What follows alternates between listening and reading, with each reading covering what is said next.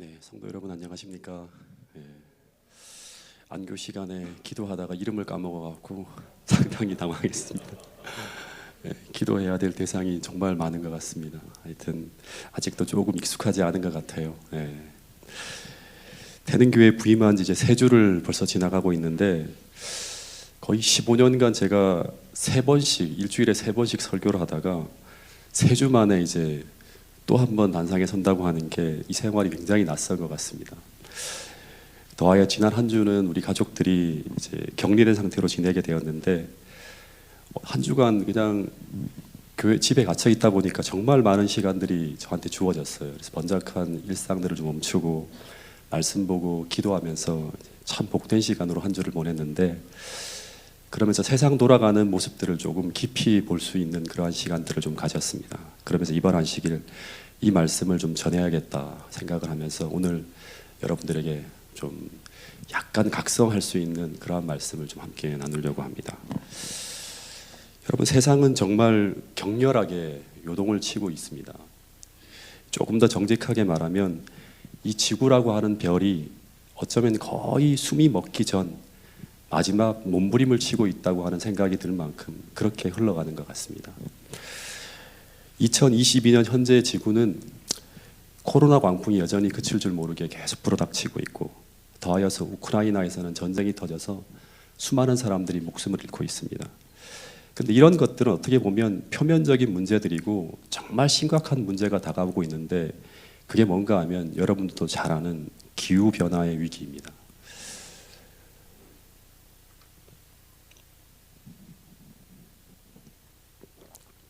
(2021년 6월에) 이제 공개한 제6차 IPCC 보고서에 따르면, 이 IPCC라고 하는 것은 뭐냐 그러면 기후 변화를 대비하기 위한 정부 간 협의체를 말하는데, 여기서 정말 충격적인 보고서 하나를 내놓았습니다.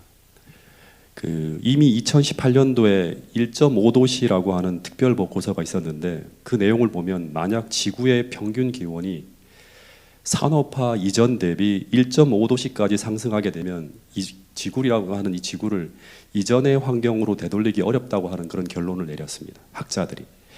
그래서 어떻게든 산업화 이전 대비 1.5도씨를 넘어가는 걸 막기 위한 대책들이 계속 나오는데, 이제 그 중에 하나가 우리나라 같은 경우는 탄소 제로 뭐 이렇게 이제 가는 거죠.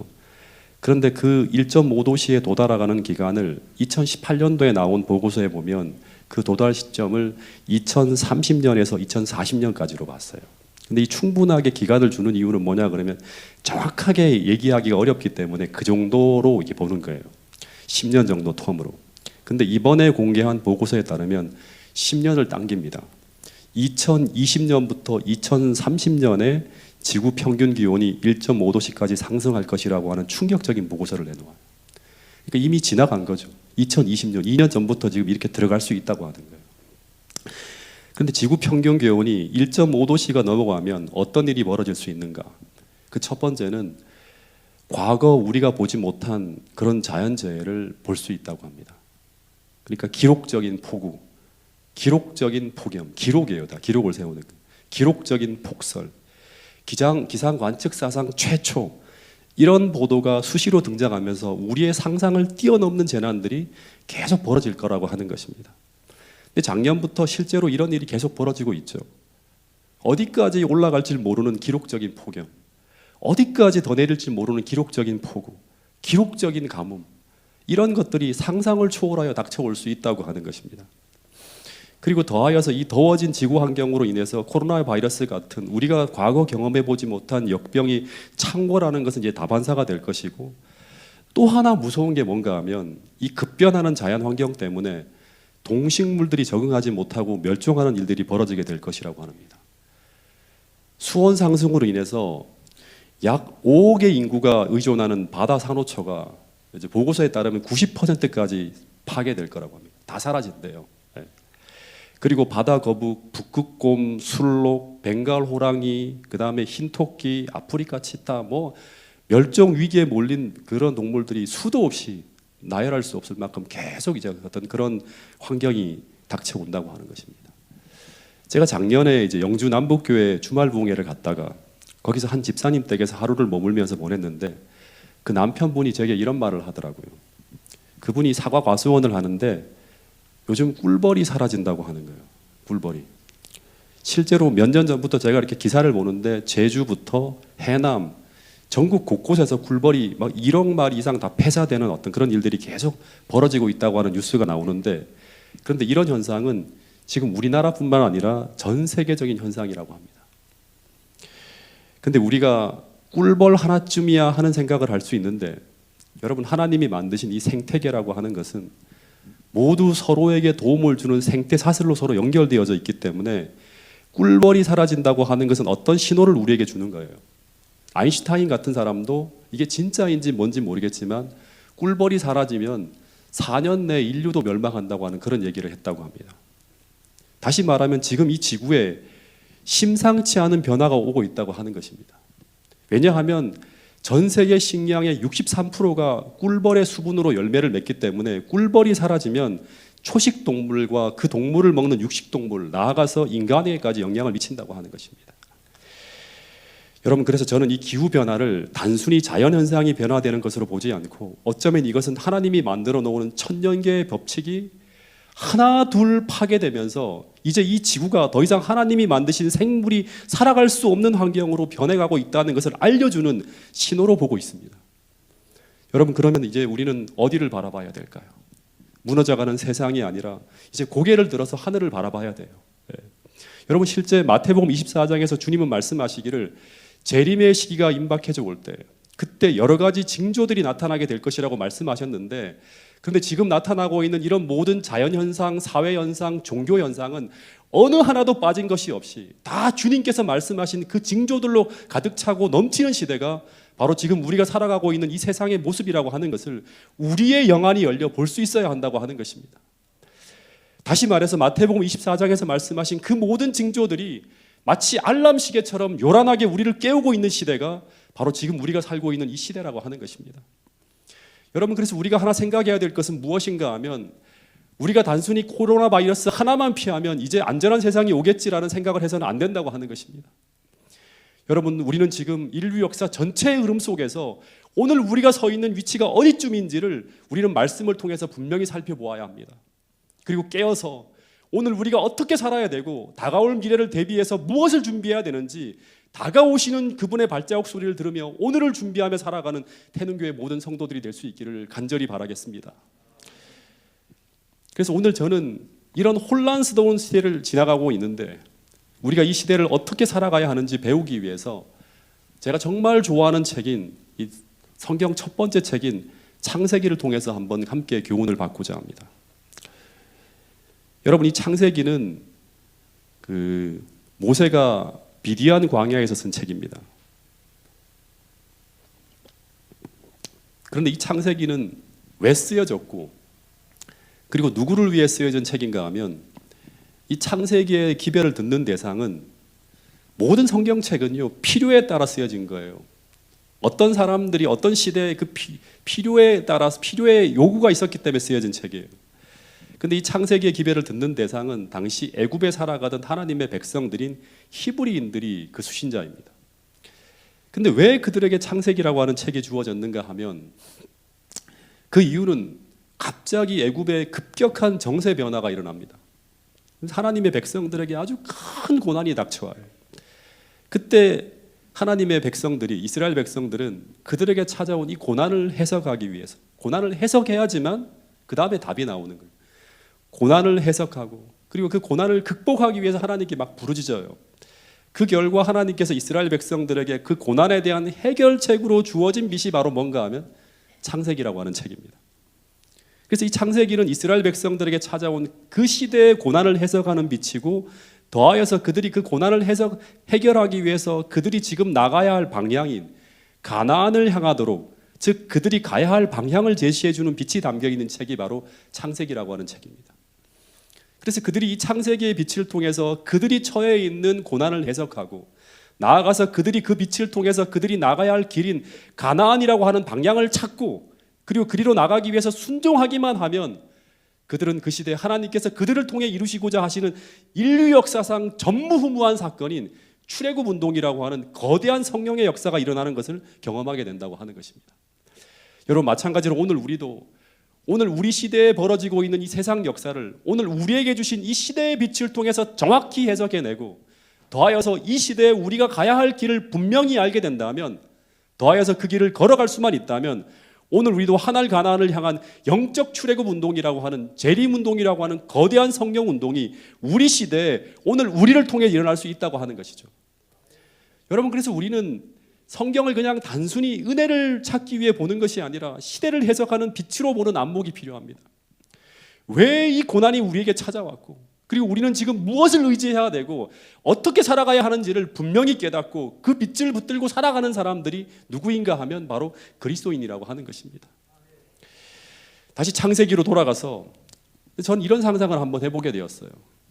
모세가 당시에 아주 극심한 고난 속에 빠져있는 이스라엘 백성들에게 당시 창세기 1장을 가르칠 때 그때 그 이야기를 어떻게 가르쳤을까 한번 생각해 보는 거예요.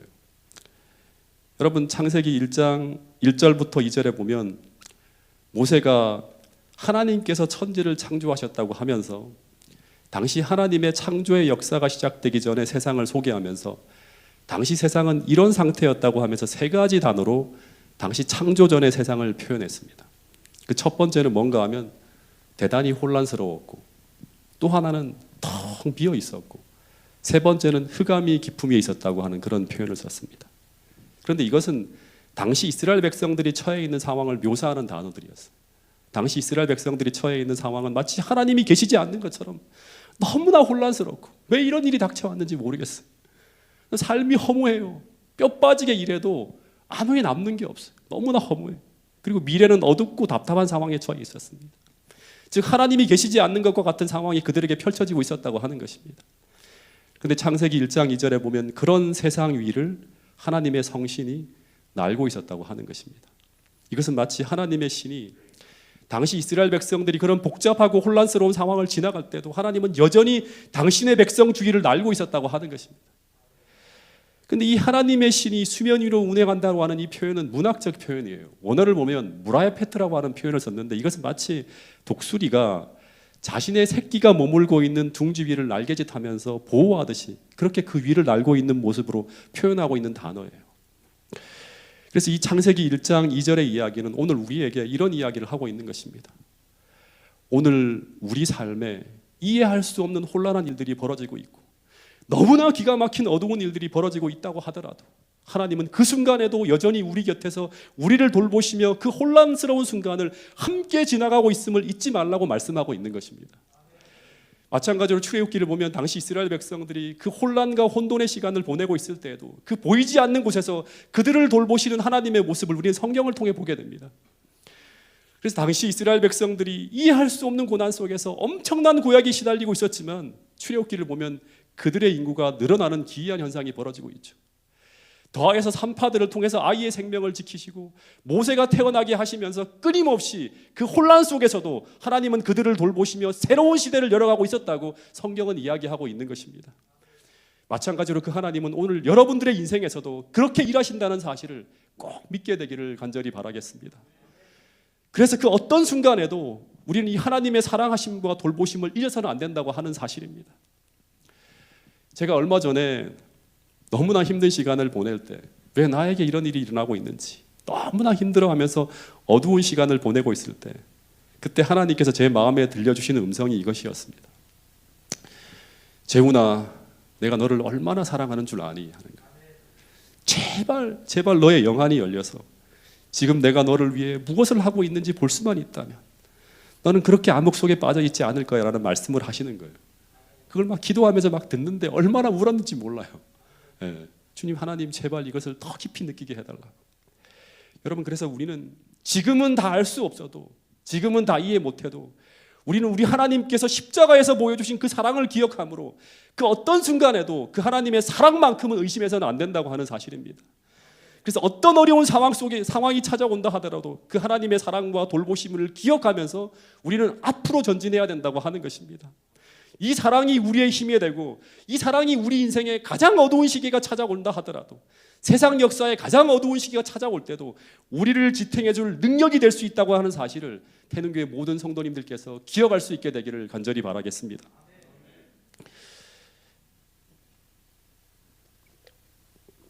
그리고 또 하나 이 창세기 1장을 보면 1장 3절에 이런 말씀이 선포되어지면서 이런 일이 벌어졌다고 합니다. 하나님이 말씀하시는데 빛이 있으라고 하시니 빛이 있었고 그 빛이 하나님 보시기에 좋았더라. 하나님이 빛과 어둠을 나누사 빛을 낮이라 칭하시고 밤을 어둠이라 칭하셨더라. 이것이 지구가 창조되는 첫 번째 날에 벌어진 일이라고 합니다. 여러분 또다시 이야기합니다. 창세기는 출애굽의 역사가 일어나게 만든 가장 강력한 동인이 된 책이 바로 뭔가 하면 창세기예요. 이 창세기의 빛을 받고 출애굽 운동이 일어납니다. 그래서 이 창세기의 기사는 당시 출애굽의 역사를 앞에 두고 있는 이스라엘 백성들의 마음에 출애굽을 가능하게 만든 믿음을 만들어낸 빛이었다고 하는 거예요. 우리 말씀을 들어야지만 믿음이 생겨나는 거예요.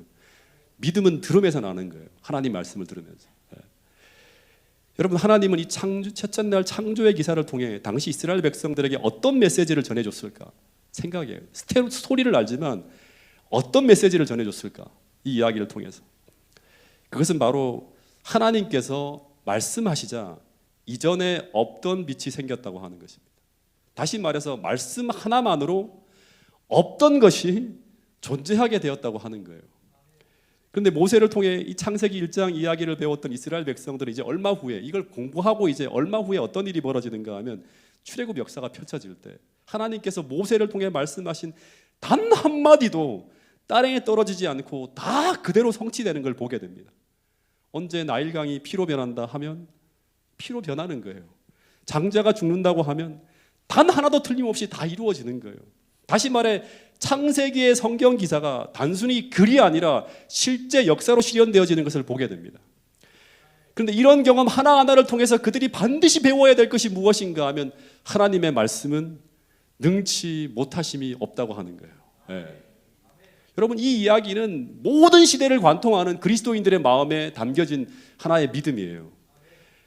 여러분 그런데 오늘 우리에게 말씀하시는 그 하나님은 오늘 우리에게 말씀하시는 그 동일한 약속의 말씀으로 천지를 창조하시는 분이라고 하는 사실을 기억해야 돼요.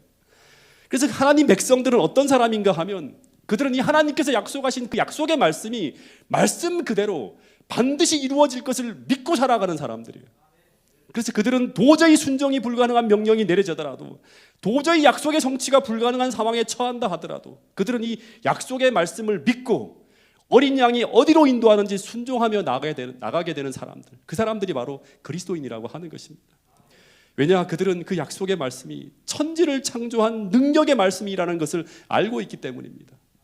여러분 실제 출애굽의 역사를 보면 이스라엘 백성들이 홍해를 건널 때도 그 죽음의 광야로 걸어 들어갈 때도 그들은 이 믿음을 가지고 순종하며 나갑니다.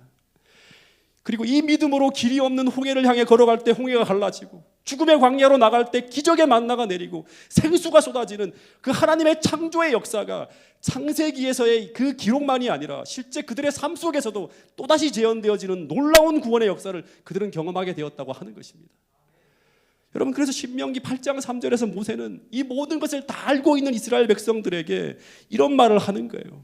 이것을 결코 잊지 않아야지만 계속 그 창세기의 창조의 역사가 계속 펼쳐지는 거예요. 어떤 이야기를 했는가 하면 너를 낮추시며 너를 줄이게 하시며 또 너도 알지 못하며 내 조상들도 알지 못하는 만나를 내게 먹이신 것은 사람이 떡으로만 사는 것이 아니라 여호와의 입에서 나오는 모든 약속의 말씀으로 사는 줄을 내게 알게 하려 하심이라. 여러분 이 말씀을 꼭 믿게 되기를 간절히 바라겠습니다.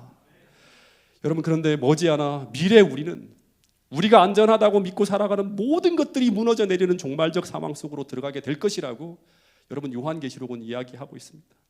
그때 우리는 사람이 떡으로만 사는 것이 아니라 정말로 여호와 입에서 나오는 모든 말씀을 믿고 산다는 그 믿음을 가지고 그 상황에 맞서야 될 그런 날이 올 것이라고 하는 것입니다.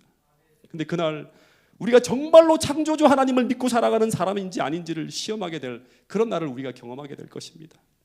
여러분 그래서 오늘 우리에게 필요한 것은 뭔가 하면 창세기 1장의 이 지식이 아니라 이 스토리를 알고 있는 것이 아니라 창세기 1장에서 하나님께서 가르쳐 주시는 그 믿음을 오늘 우리 마음속에 꼭 담고 살아야 된다고 하는 사실입니다.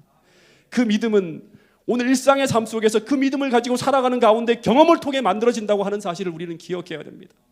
그 믿음을 구하며 오늘을 살아가는 태능교회 모든 성도들이 될 수 있기를 간절히 바라겠습니다.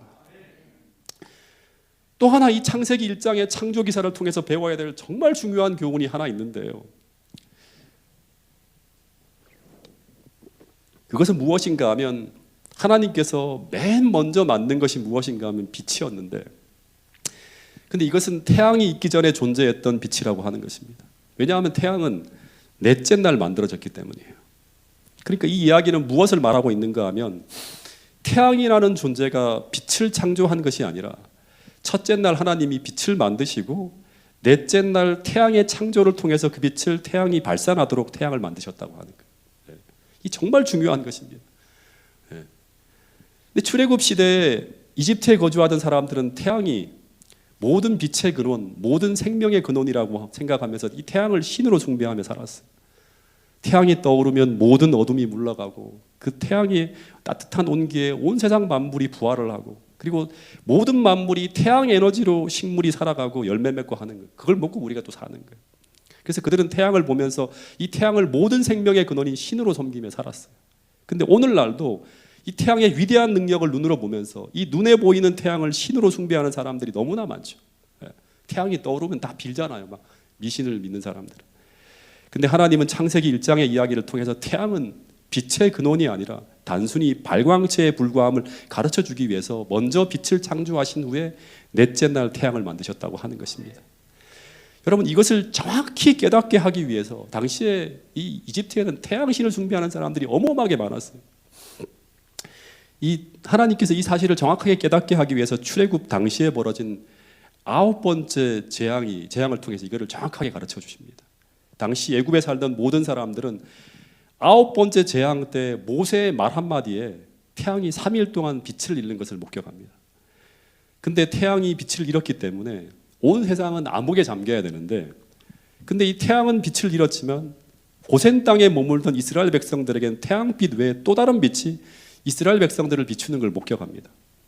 근데 당시에 고센 땅에 비추던 그 빛은 태양빛이 아니라, 태양빛은 이미 빛을 잃었기 때문에 태양의 빛은 아니에요. 그러면 그 당시 고센 땅을 비추던 그 빛은 어떤 빛이었을까? 태양이 존재하기 전부터 존재하던 빛. 다시 말해서 첫째 날부터 셋째 날까지 세상을 비추던 그 빛이었어요. 그래서 하나님은 이 사건을 통해서 당시 이스라엘 백성들에게 이런 메시지를 전하고 있었어요. 정말 중요한 메시지인데 뭐냐 그러면 태양이 사라져도 하나님 백성은 살 수 있다고 하는 거예요. 실제로 첫째 날부터 셋째 날까지 태양이 존재하지 않았지만 세상엔 빛이 비추고 있었고, 심지어 셋째 날 식물들은 태양 없이도 생존했다고 하는 것입니다. 실제 그 빛은 태양이 존재하기 전부터 존재하는 빛이었어요. 근데 이 이야기는 태양을 절대적으로 신봉하며 숭배하던 이집트 거민들에겐 충격이었어요. 당시 세상 사람들은 태양이 없다면 사람들의 생존이 불가능하다고 믿고 있었어요. 왜냐하면 태양은 그들의 생존에 있어서 절대적인 존재였기 때문이라고 하는 것입니다. 근데 이 9번째 재앙은 그 생각을 깨트려 버린 거예요. 즉 태양이 없어도 생존이 가능하다는 것을 보여준 사건이 바로 이 9번째 재앙이었어요. 근데 9번째 재앙뿐 아니라 실제 애굽에 쏟아졌던 10재앙은 전부 이런 우리 속에 있는 거짓 믿음, 거짓 신화를 다 깨트려 버리는 거예요. 예. 그들이 절대적으로 의지하던 그 태양이 없어진다 하더라도, 심지어 그들의 생명줄인 나일강이 사라진다 하더라도, 심지어 육축이 죽어나가고 온 세상이 다 우리가 생존이 불가능한 상황으로 세상이 요동친다 하더라도 절대로 두려워하지 말라고 하는 것입니다. 너희들이 만약 하나님께서 머물라고 하는 그 언약의 땅인 고센 땅에 믿음으로 머물 수만 있다면 그들은 그 어떤 환경 속에서도 생존할 수 있다고 하는 것을 가르쳐 주는 게 바로 열재앙이라고 하는 것입니다. 여러분, 이것이 바로 창조주 하나님을 믿는 믿음이라고 하는 것입니다. 이 믿음을 가져야지만 그들은 생존이 불가능한 광야로 나갈 수 있는 거예요. 이 믿음을 가져야지만 그들은 길이 없는 홍해를 향해 나갈 수 있다고 하는 것입니다. 그리고 거기서 그들은 그들의 생존에 필요한 모든 것이 사라진 그곳에서 그들이 하나님을 의지할 때 광야에서 만나가 내리고 사막에서 물이 흐르는 것을 보게 된다고 하는 것입니다. 여러분, 그래서 그들은 신명기 8장 말씀처럼 사람이 떡이 아니라 하나님의 말씀으로 살아간다는 것을 창세기의 이야기를 통해서만이 아니라 실제 그 죽음의 땅인 광야 같은 길을 걸으면서 실제로 배울 수 있었다고 하는 것입니다. 마찬가지로 오늘 우리도 출애굽 당시 이집트인들처럼 오늘 우리 생존에 절대적으로 필요하다고 느끼는 것이 있을 것입니다. 돈이나 어떤 물질이나 그것이 사라지면 마치 내 인생이 끝나고 망하게 될 것 같은 그런 것들이 있을 것입니다. 그래서 그 두려움 때문에 우리의 신앙적 전진이 멈추게 하는 것들이 분명히 있을 거라고 하는 사실입니다.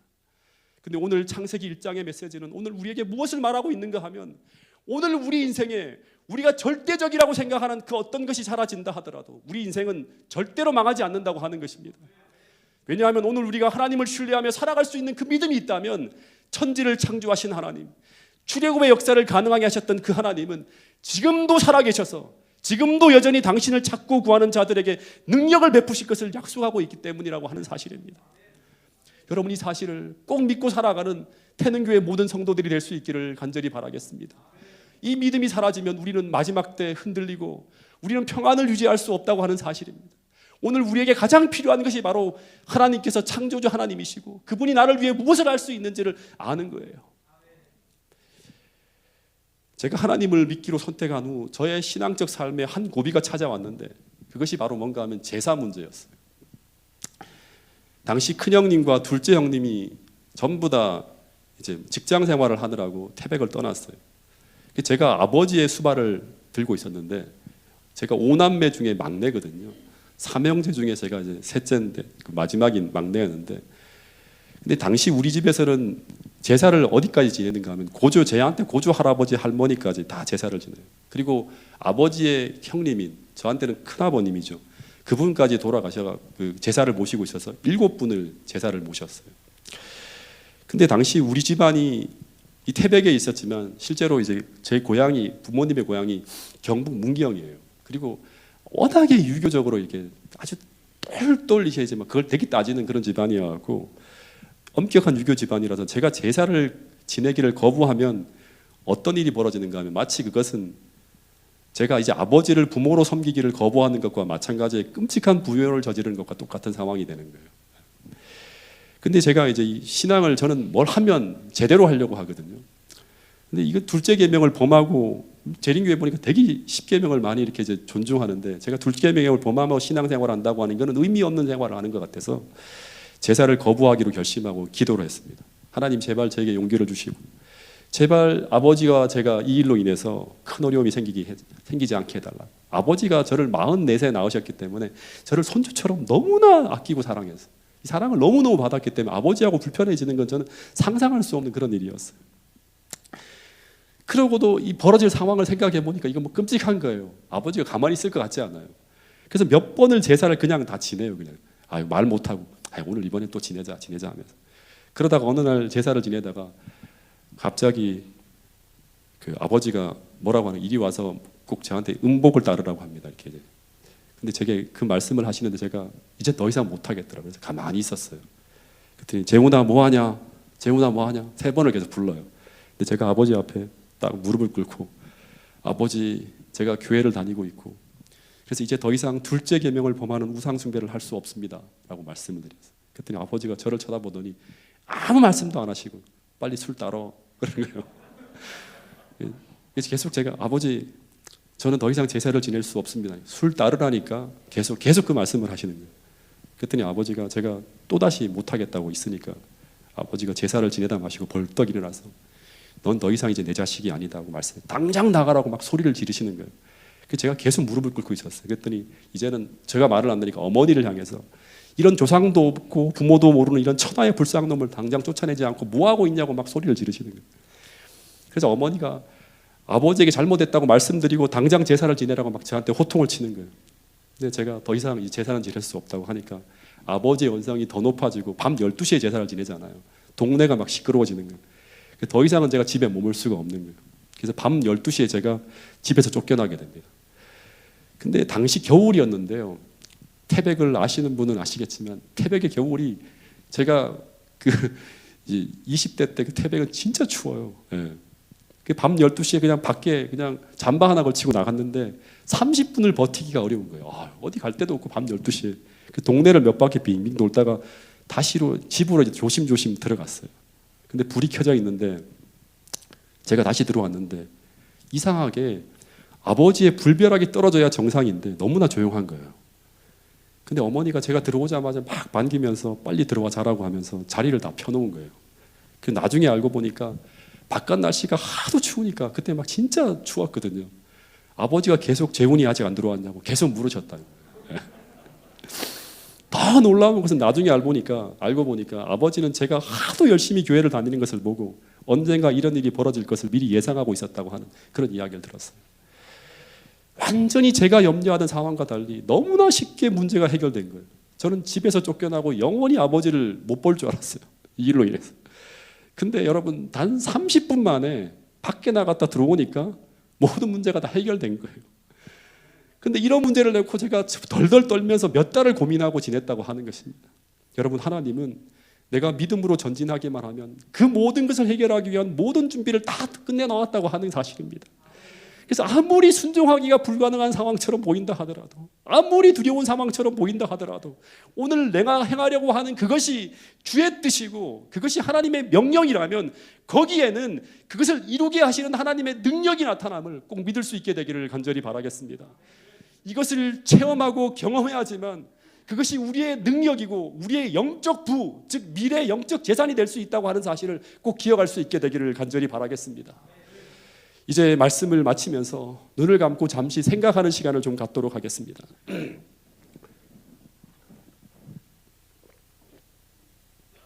시대의 소망 121페이지에 보면 이런 말씀이 있습니다.